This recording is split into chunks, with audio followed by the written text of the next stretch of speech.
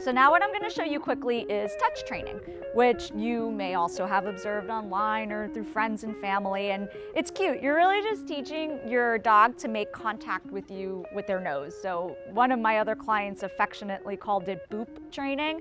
So he's just like, yes, booping his nose against the palm of your hand, which you might be like, well, okay, that's cute, but what's the practical purpose of that?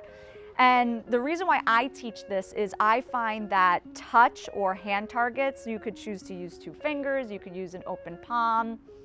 It's a matter of preference, really. I don't think it matters. Just whatever your dog seems to be taking to is what you should use.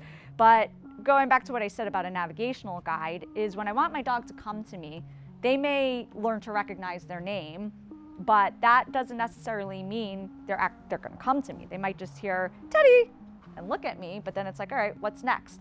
So when they learn touch, they learn to come and make physical contact with me. When I give them this signal, they realize, oh, I come to you.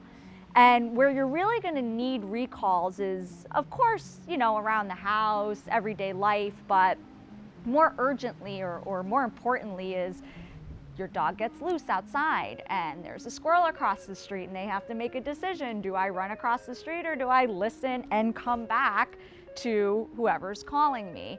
And that's a really hard decision to make, which again, we're going to talk more about decision making later on as well. But to start, you want to make it easy, make it simple. Here's a visual guide. I call your name and then you see this and you know, come back to me. Teddy. Yes, good job. So he already knows his touch training, his hand targets. Teddy.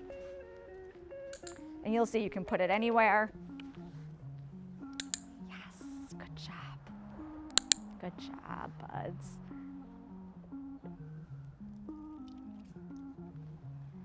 You can put your hand targets anywhere, get him to come to you.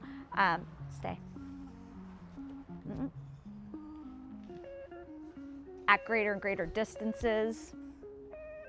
Also notice there what I did, going back to stay. If you want your dog to stay and they're coming towards you, you move towards them. Don't keep moving back. Just like we said about what we're saying with our body language, if I keep moving back, he's inclined to follow. If I want him to stay put, I'm gonna move towards him and then try it again. Teddy, go. Yes, good job. So that's like a very low level recall because there's really not a lot of decision making he has to do here. There's nothing else fending for his attention. So it's easy for him to come to me when called. But you do want to start practicing in that manner. And even smaller yet still, Teddy. When you first teach this to your puppy or dog, you're actually going to go maybe using scent to your advantage, so getting the scent on your fingers. You're gonna go very close to their face, like that. And the moment you feel contact is when you click, and then you can go in and reward. So again, you'll take your fingers and go closer to their nose and their face to capture the behavior, capture the fact that they use their nose when they're curious. And then second, you get that contact, click and reward. That's where you're gonna start. And then you're slowly gonna start bringing that hand target back. So what I demonstrated at first is not the starting off point. That's to show you more of the finished product. Instead, you're gonna make it easy and achievable for your dog.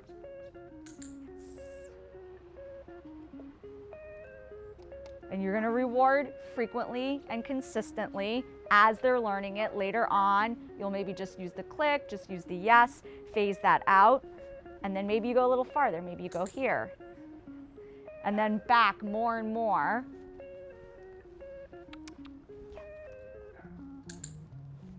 Yes. Until you can use it with that formal recall. Be at a large distance, get your dog's attention, and get them to come to you.